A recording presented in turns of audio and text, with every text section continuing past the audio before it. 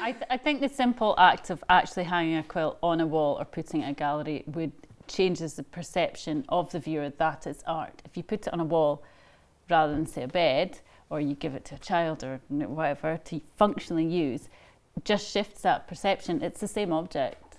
It's just how it's perceived. Yeah. And historically, that is when quilts began to be perceived as art, when they were hung on the walls of the Whitney Museum in 1971. There was an Amish exhibition by Jonathan Holstein and Gail Vanderhoof, and the crowds of people that were lining up to go in there, and nobody could believe it. Nobody could believe that these were really just quilts made by ordinary people. They said, what have we been missing? This is real art.